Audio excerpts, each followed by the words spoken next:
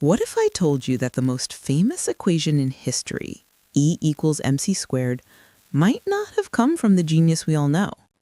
What if the person who actually developed the theory of relativity had their name systematically erased, their contributions stolen, and their entire scientific career destroyed? And what if that person was a woman who made the fatal mistake of falling in love with the man who would take credit for everything?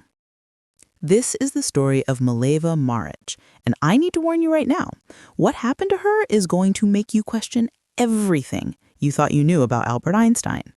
Because this isn't just about one woman being overlooked, this is about the most calculated erasure in scientific history, where brilliance was stolen, credit was fabricated, and the truth was buried for nearly a century.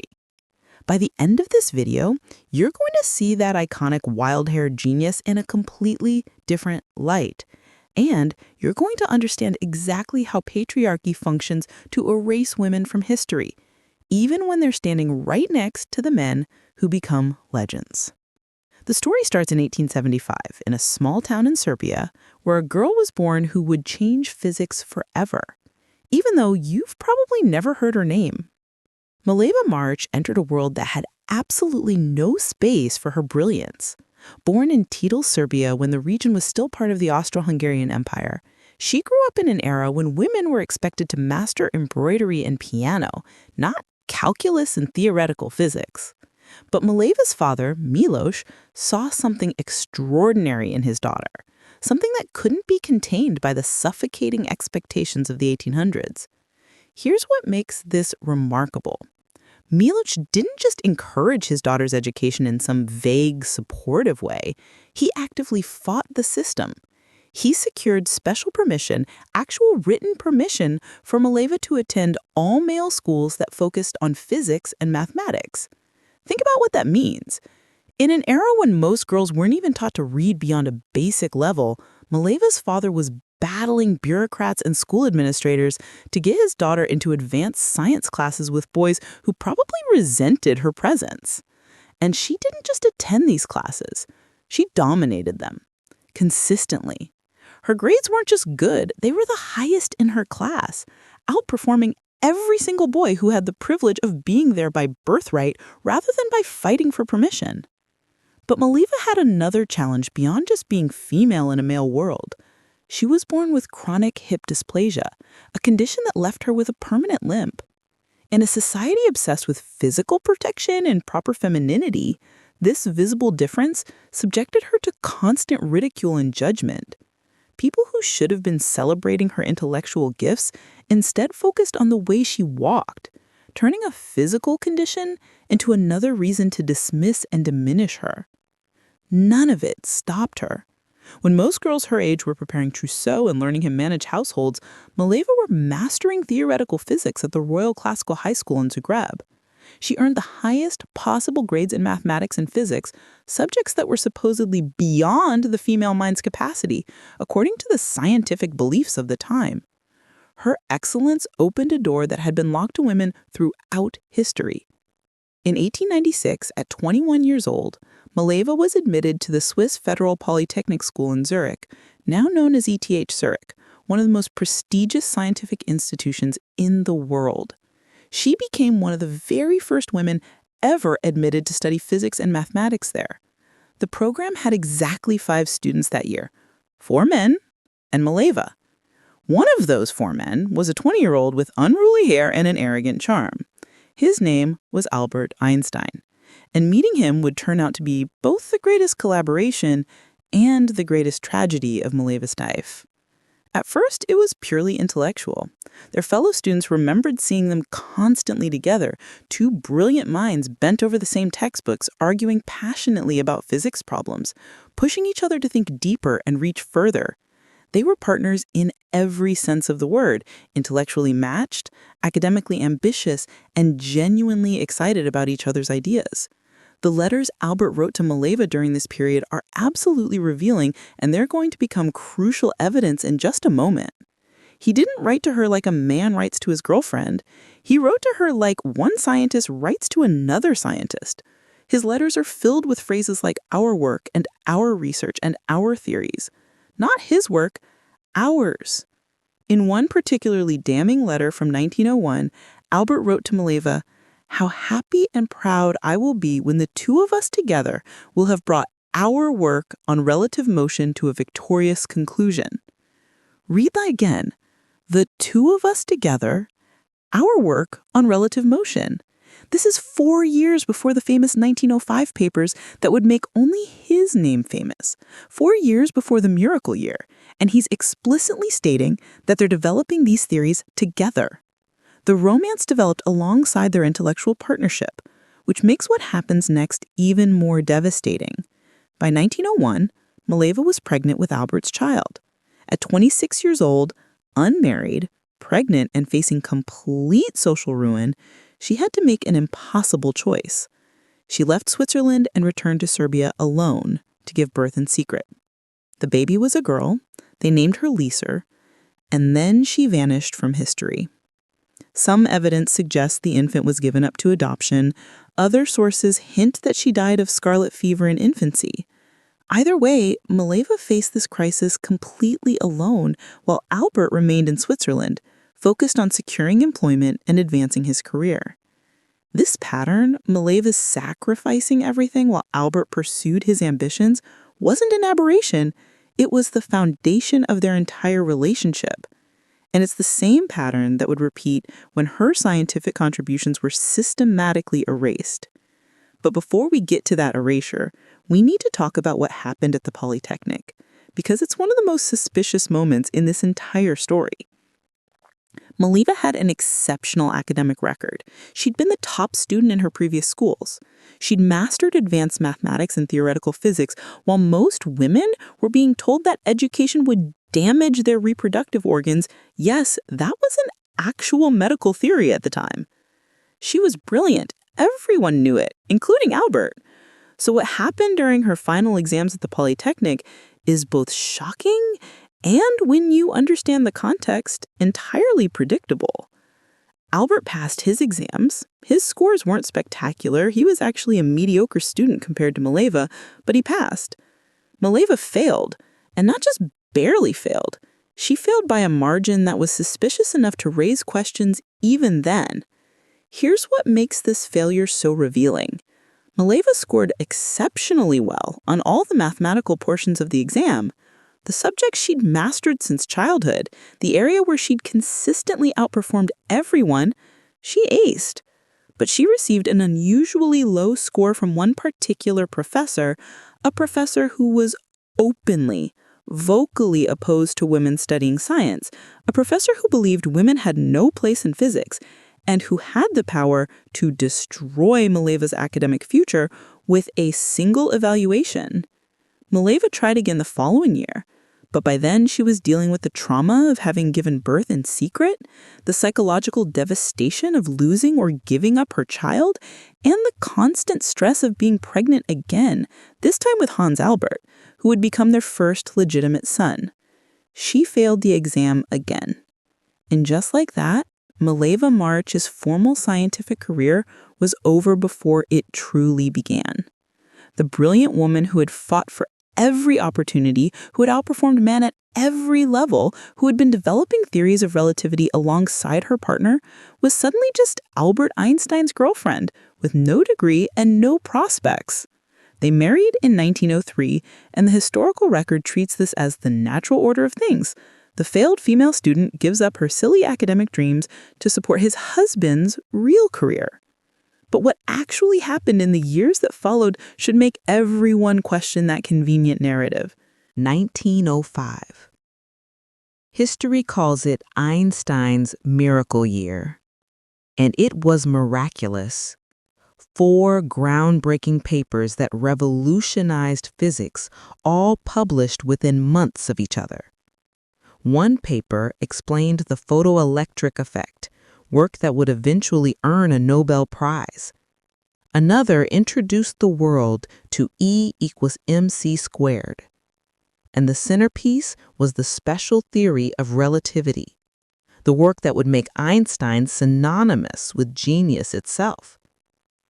But here's what history often glosses over. During this miraculous period of unprecedented productivity, Albert Einstein was working as a third-class patent clerk in Bern, Switzerland. He had no access to university laboratories, no academic colleagues to collaborate with, no research resources beyond basic physics textbooks. He was processing patent applications for 8 hours a day, then supposedly going home and revolutionizing physics in his spare time. Except he wasn't alone. Mileva was there. Mileva, who had abandoned her own scientific career to support his. Mileva, who had the mathematical training that Albert often struggled with. Mileva, who had been his intellectual partner since their student days. And the evidence of her direct involvement in this work is impossible to ignore once you start looking for it. Let's start with those letters again. Before the 1905 publications, Albert had written about publishing their work under both names. He referred repeatedly to our paper on relative motion, not his paper, ours. But when the papers were actually published, only one name appeared, Albert Einstein. Then there's the testimony of other scientists.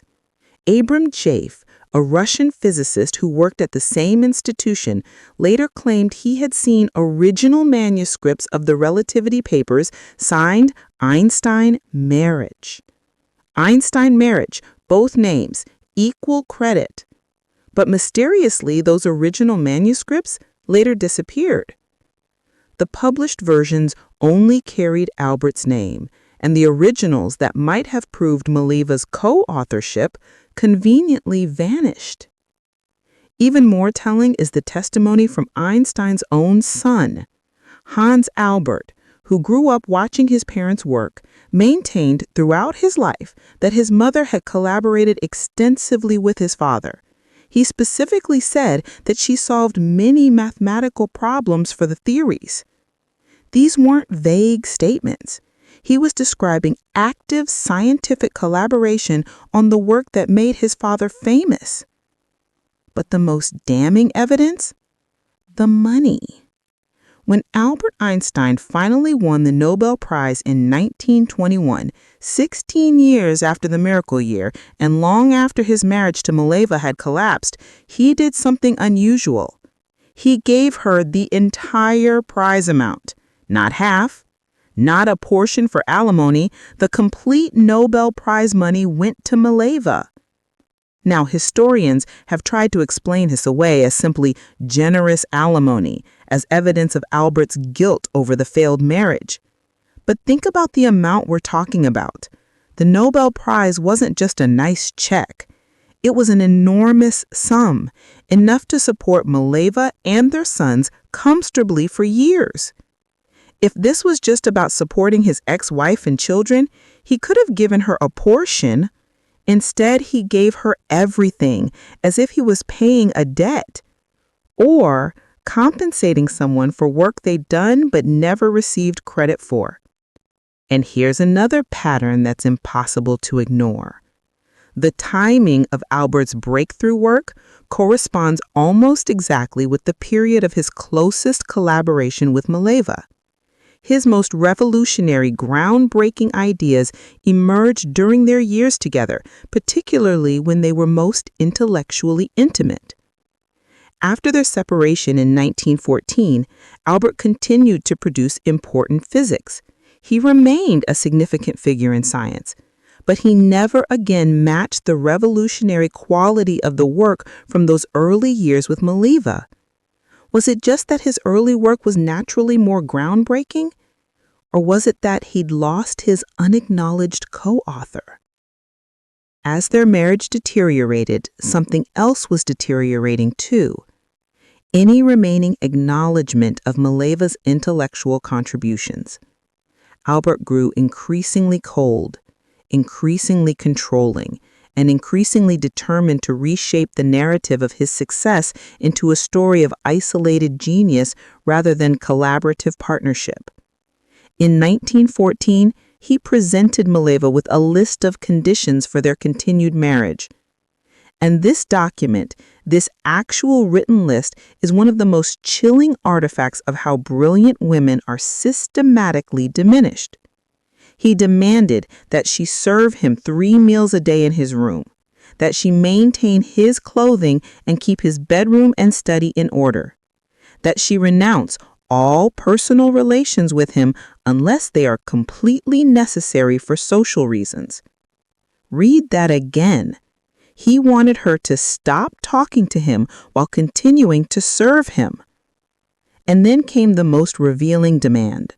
You will stop talking to me if I request it.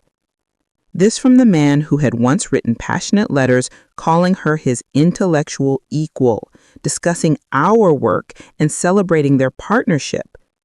Now she was to be silent on command, reduced from collaborator to servant. When Mileva refused these degrading terms, their marriage officially ended in 1919. The divorce left her in Switzerland with their 2 sons, struggling financially and dealing with deteriorating health. Their younger son, Edward, was developing schizophrenia, and Mileva faced the enormous burden of caring for him essentially alone. To survive, she gave piano lessons and tutored mathematics, the same mathematics she had once used to develop theories of relativity.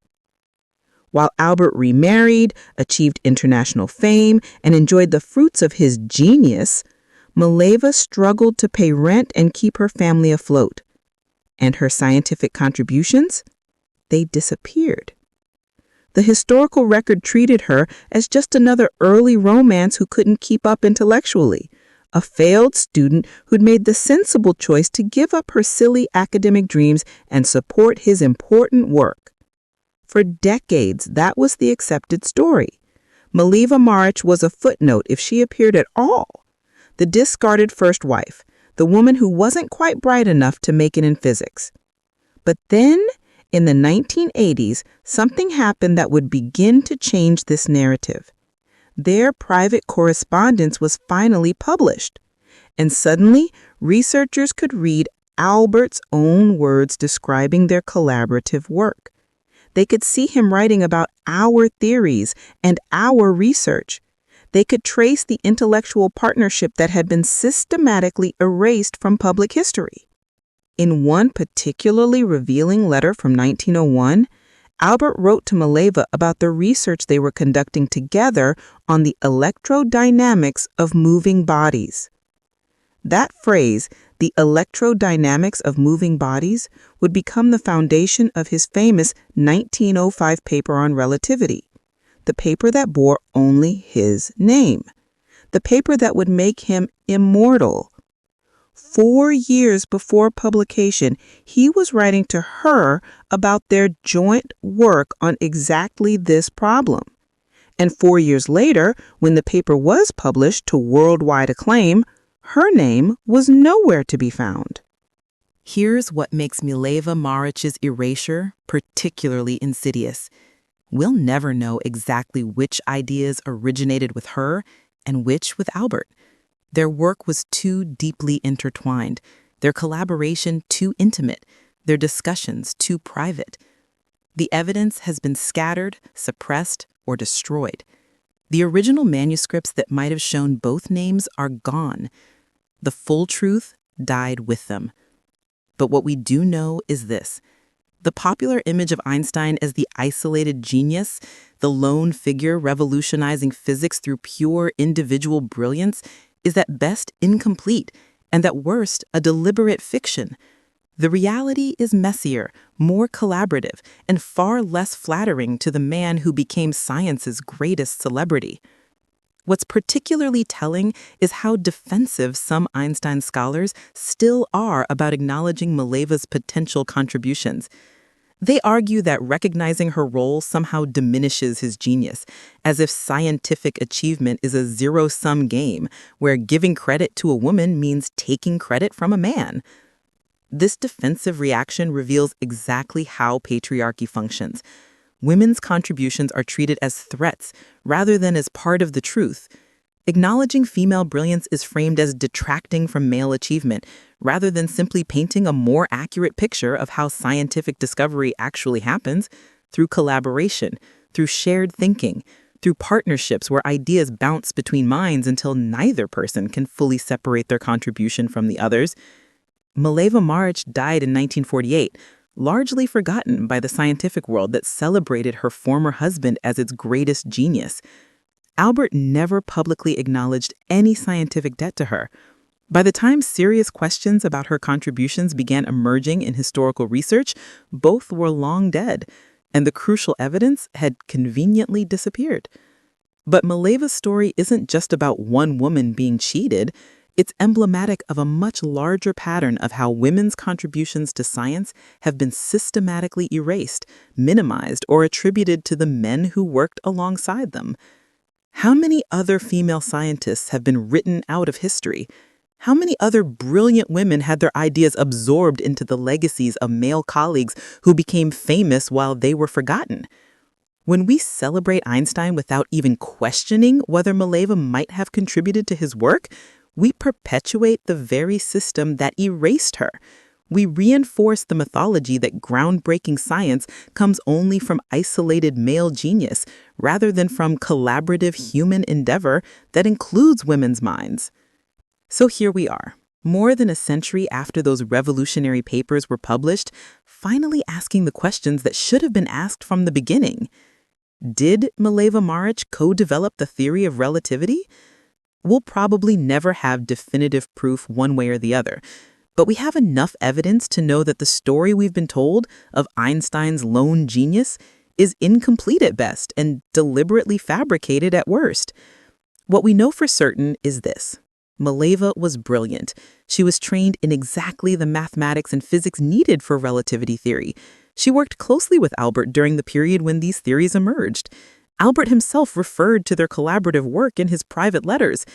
And then, after the work was published under his name alone, after their marriage failed, after she was left struggling to survive, he gave her his entire Nobel Prize money, not as alimony, but as something that looks suspiciously like compensation. The tragedy of Mileva Marić isn't just personal. It's a mirror showing us how patriarchy functions to erase women from history, even when they're standing right next to the men who become legends. Her story forces us to question every great man narrative, to ask who else contributed to the work, whose names were left off the papers, whose genius was stolen and repackaged as male brilliance. But here's what should terrify us. Mileva isn't the only one. She's not even close to being the only brilliant woman whose contributions were stolen and whose name was erased. Right now, there are probably dozens, maybe hundreds of women like Mileva, whose stories we still don't know, whose work is still credited to men, whose brilliance is still hidden behind the great man version of history. And I'm done letting them stay hidden. That's why this channel exists. Women Erased is dedicated to uncovering these stories one woman at a time. Every video we make is an act of historical justice, a refusal to accept the sanitized, male-centric version of history we've been taught. If Mileva's story made you angry, and it should make you angry, then you need to subscribe to this channel right now. Because we're going deeper. We're finding the women who invented technologies you use every day, the women who made medical breakthroughs that saved millions, the women who wrote the code and discovered the elements and developed the theories that men took credit for. Hit that subscribe button and turn on notifications. Share this video. Tell someone about Mileva Marić. Use her name. Make sure people know that behind Einstein's genius might have been a woman whose contributions were stolen. And comment below. What other great men of history should we be investigating? Who else might have had their achievement stolen? Your suggestion could be our next video. Subscribe to Women Erased. Let's rewrite history. Together. Let's make sure no more Milevas are forgotten. Let's make damn sure the world knows that genius isn't gendered, but erasure definitely is. Remember her name, Mileva Marić, the woman who might have invented relativity. The genius behind Einstein. The woman history tried to erase. If this story made you angry, if it inspired you, if it made you wonder who else has been erased, then you need to subscribe to this channel right now. Because if we don't tell these stories, who will? And if we don't remember these women, who else gets forgotten tomorrow? They can steal credit, they can rewrite papers, they can dominate textbooks, but they can't stop us from finding the truth and sharing it. That's why you need to subscribe to Women Erased. Let's rewrite history together.